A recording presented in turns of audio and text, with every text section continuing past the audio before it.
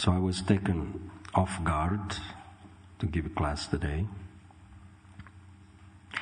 Krishna always has some plans to instigate the atmosphere, or to instigate the consciousness of his devotees. So this is, as we all know, it's a very, very deep and intimate passage of the Sri Chaitanya Charitamrita. Shri Shri Radha Gokulananda ki jai, Sitaram Lakshmana Hanuman Shishi Gaurnitai ki jai. Which certainly a neophyte devotee like me, it would be an impudent attempt to try to elaborate on such a topic. But nevertheless, this topic is in the Chaitanya Charitamrita, and there is a purpose for this topic to be there in Srila Prabhupada's books. It is not a forbidden topic to enter into it. It's very much a prerogative of the individual devotee to try to study such a topic. I personally myself, I passed by the topic. I don't really try even to try to understand the deep meaning of it.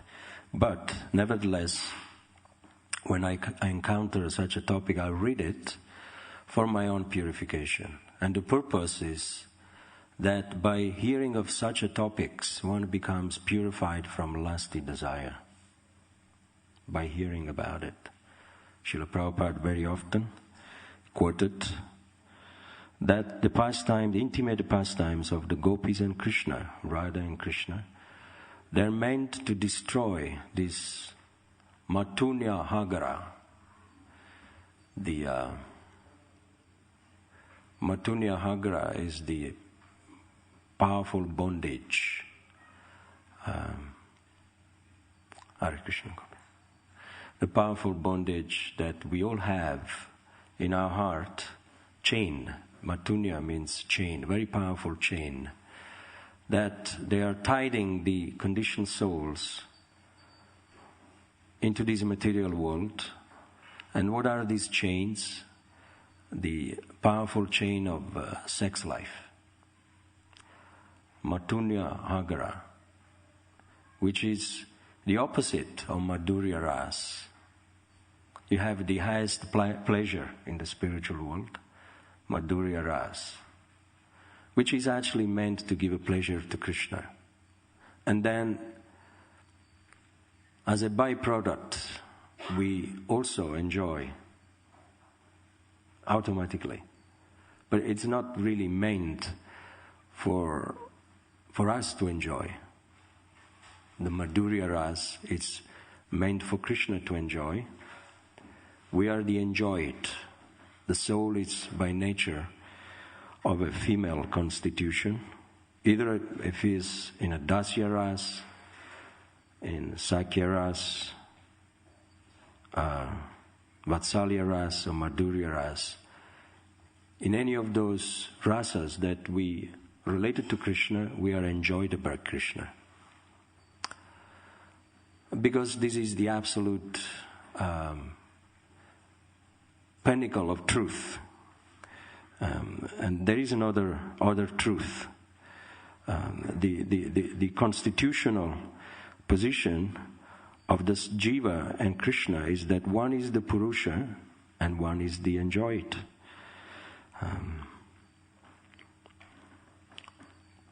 That one should not become disappointed and think that what is in for me? What, by providing enjoyment to God, how is it possible for me to enjoy?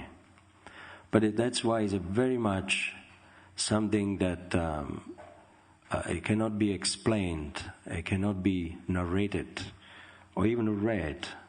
But one has to enter into such a rasa to feel the pleasure by serving Krishna and by giving pleasure to Krishna.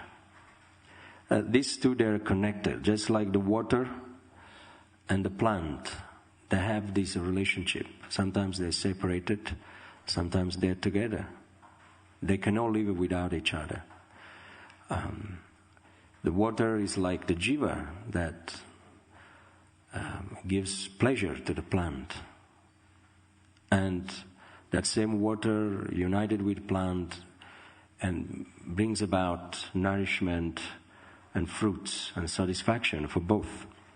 So that's the situation between us and Krishna. So Madhurya Ras is the original pleasure that is experienced on a great, infinite feelings by the gopis. And this is actually the only business of Krishna. Krishna's to Bhagavan Swayam. The original Krishna enjoys these activities eternally. And then everything else is done by all the other different Krishnas in his incarnations, expansions, namely the creation that comes about, that Lord Krishna expands himself into Balaram. Balaram, he takes care of all the manifestations and the comfort of the spiritual world, the paraphernalia there, and all the arrangement for Krishna pleasure.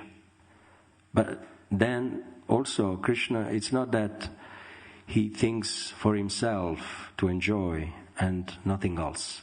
He also thinks for the Vaikuntha planets. So Balaram, he expands himself into Lord Narayan, Sankarshan, and again the Lord, he thinks for the lost souls. Then from Sankarshan, Lord Shiva becomes manifest. And we all know that from the Narayan, that they take care from the spiritual world, then the Vishnu Tattva, they become manifest to take care of the material world. The three Vishnu, Mahavishnu, Shirakdakashaya Vishnu, Karanadakashaya Vishnu. So each one of them has a function. So they're distanciating themselves a little bit from the original Krishna to try to reach us. So you can see that the comfort of Krishna, the pleasure that Krishna is experiencing with the gopis is not totally selfish. Still he has a concern for us. He wants us to be part of it. He wants us to come back to our original position. And that's why all these incarnations, Kshirodaksha Vishnu, who expand himself, and brings about so many planets. Is it the Karanadakashaya Vishnu or the Kshira? It's the Karanadakashaya Vishnu. Just by breathing, then so many planets, they come out of his body. The Chatusloka, the 14 planetary systems, they're all from the body of Krishna. Universes, actually so many universes, they come. And not only that, then he expands himself into a Garbhodakashaya Vishnu, who enter in each and every planet and sustain them. And then again, he expands himself into Kshirodakashaya Vishnu, who enter in every atom, in every living entities, and sustain them as the Paramatma, localized Paramatma. So Krishna is there in the spiritual world, and Krishna is here also with us, trying to wake up the conditioned souls to from the ignorance to bliss, from this Matunya Hagara to Madhurya Ras. So, the verse that is situated on this page, it's a very nice. All the other gopis help Krishna, help increase the joy of Krishna's pastimes with Radharani. The gopis act as the instruments of their mutual enjoyment. Srimati Radharani is actually the embodiment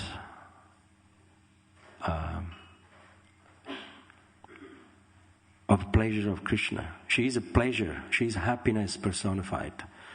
In another passage of the Sri Chaitanya Charitamrita, it is said that Krishna is deprived of happiness if Radharani was not situated within him. Of course, he has the title of Atmaram, but actually he's not Atmaram without Radharani. He cannot be self-satisfied because Radharani is part of him. You cannot separate the two. God is not male and is not female, but is both at the same time. That's why Radha is the female internal potency of the Lord, and Krishna is the Purusha, male potency of his godhood. So she represents the pleasure potency personified. And even within the heart of the liberated souls and the conditioned souls, every time we experience a little bit of pleasure, that is caused by Srimati Radharani.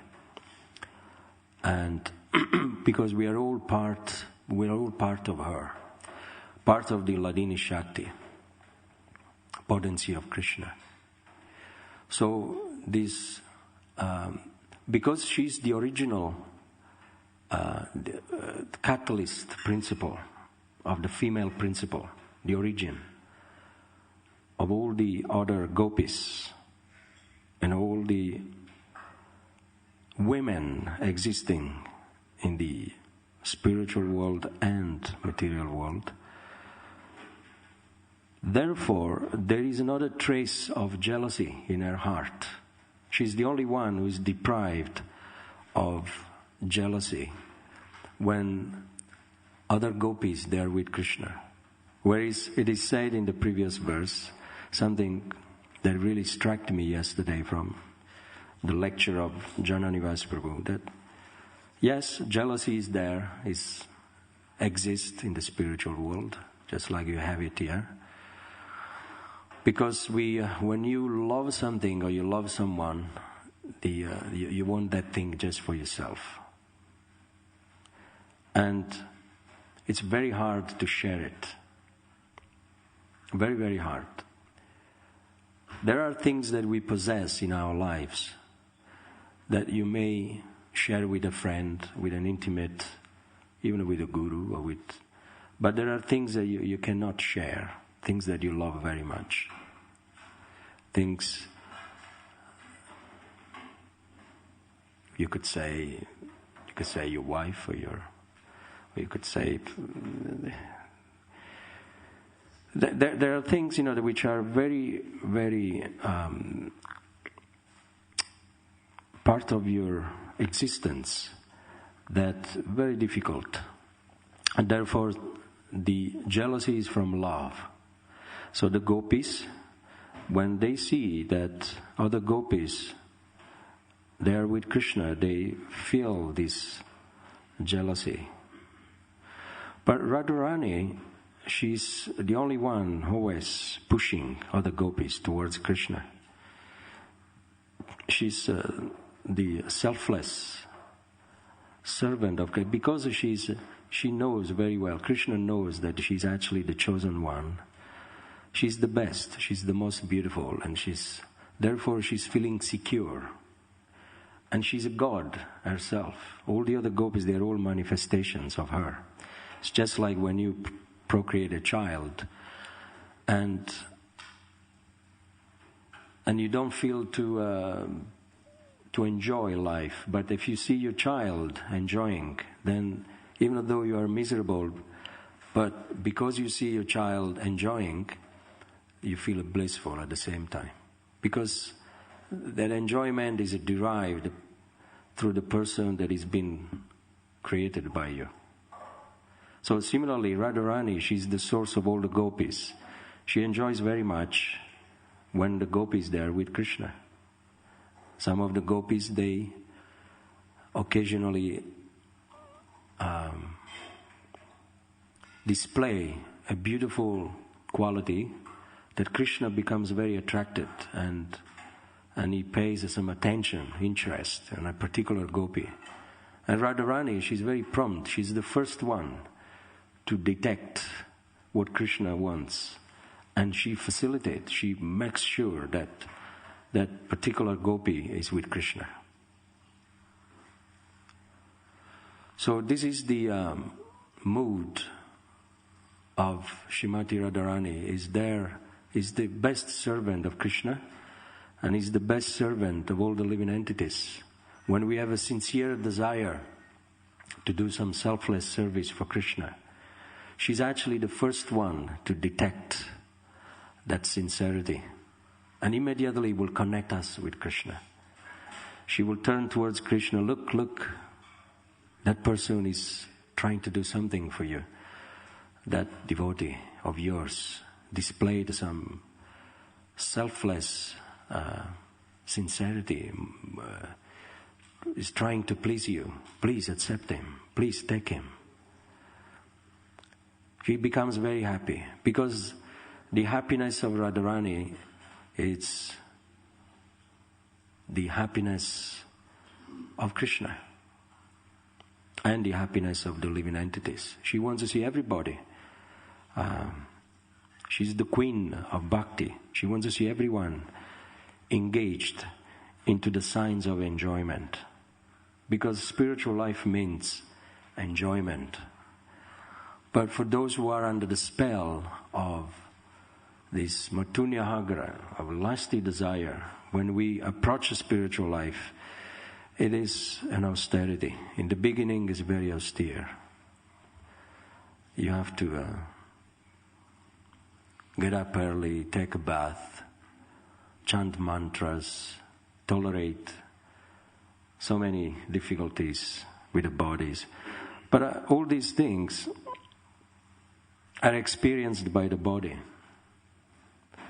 And because the body is being in the comfort of lusty desire, lust doesn't just mean sex life, but it means enamored by the material energy, being attached to the body, families, being attached to fruitive activities, being attached birth after birth to situations which are related to the body. That's lust. When you walk through the shops, you see something you like very much, I must have it. That's lust. Anything you become attracted to in this material world, that's lust. So that attachment is there in the heart of every living entities from immemorial time. Immemorable, how do you say in English? Time immemorial. And it doesn't go overnight. But slowly, we dovetail this feeling of attachment to material energy with the service of Krishna. Rishikesha Rishikenam Sevanam Bhakti Ruchate is the only way. By serving the master of the senses, our senses, they become purified from all these attachments.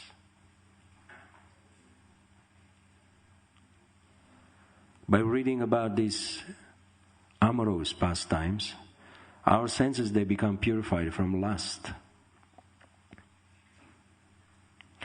by speaking about Krishna, our power of speech becomes purified from prajalpa, offenses, blasphemy. When we use our eyes to see Krishna or to see something spiritual, then our vision becomes purified from all the past visions, past visions that we had with the material energy. So this is the secret. Dovetail our senses into Krishna service. And it is not that we control our senses like that. It's a very easy process because he is the master of the senses. Rishikenam. Rishikesh, the master of the senses. So he's the one controlling our senses. It's not that we control them. When I was a brahmachari, many times I used to force myself to control the senses, but that's not the way.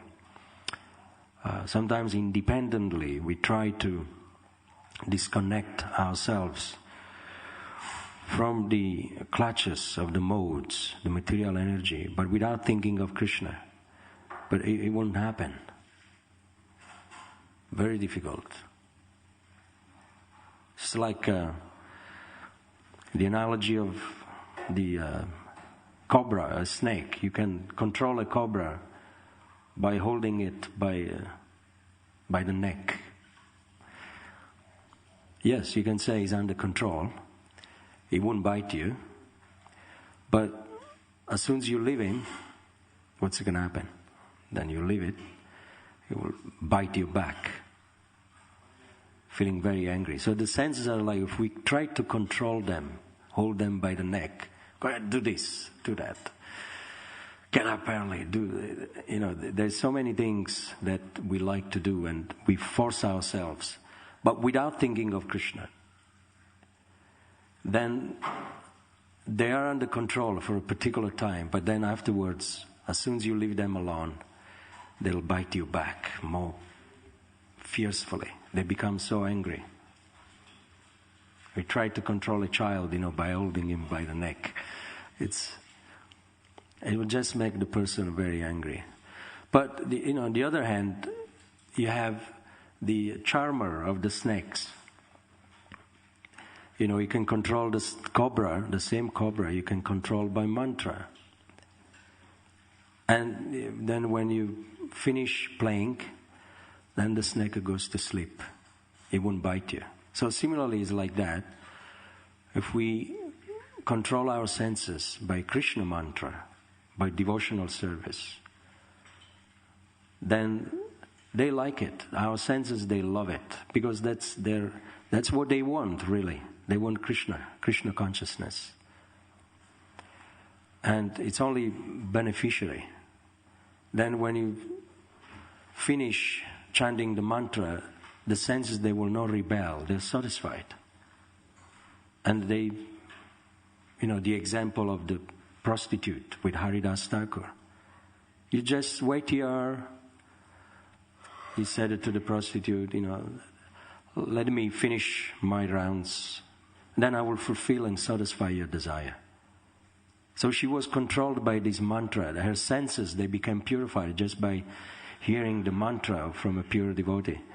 And when he finished his rounds, Haridas Thakur was an honest man. He didn't cheat her.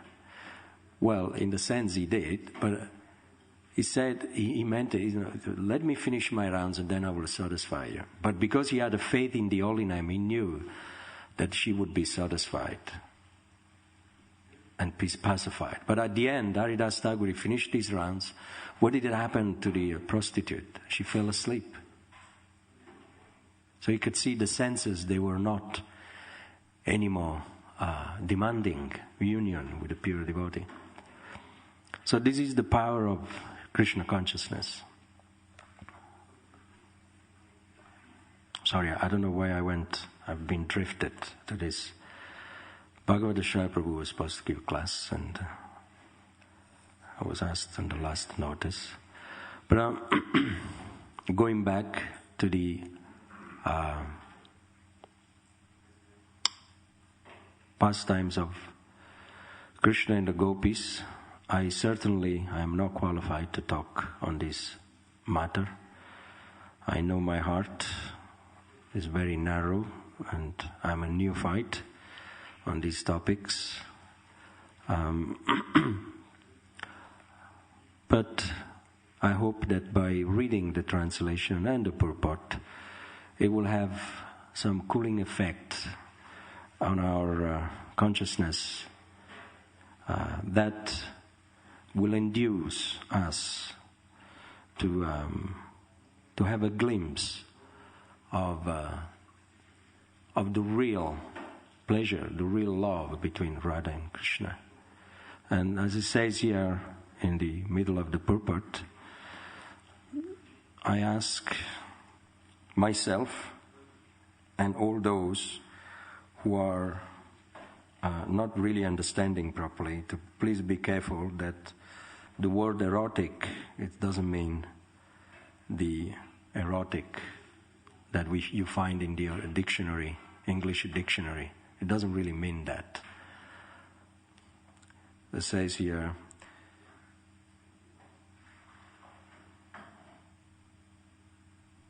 the Queen of Vrindavan Dham are expert artists in evoking erotic sentiments in Krishna.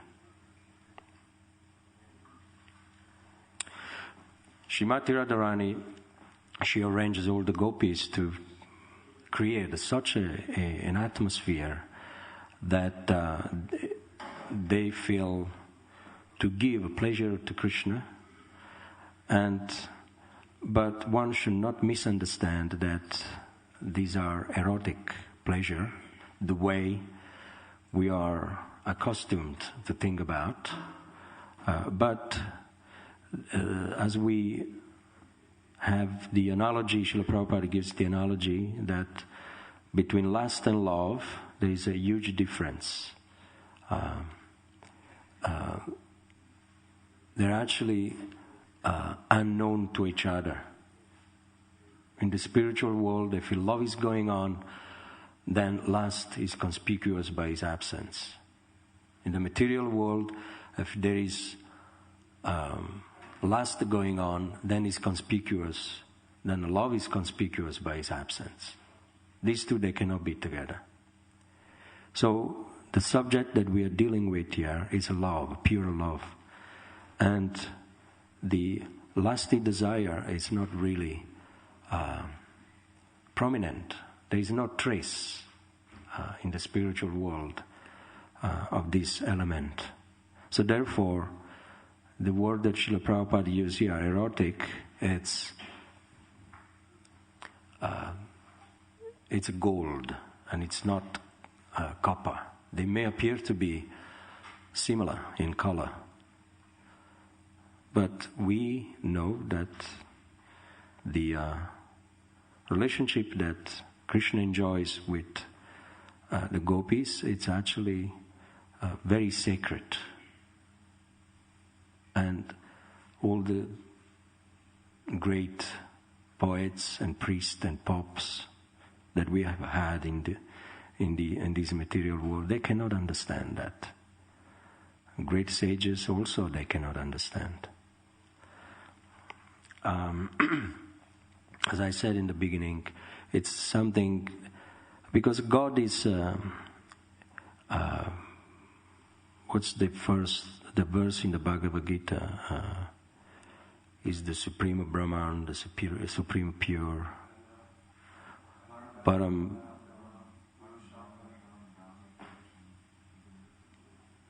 That's the one, yeah. Would you like to say the translation, Kalipani Prabhu? Oh, Gauri Prabhu.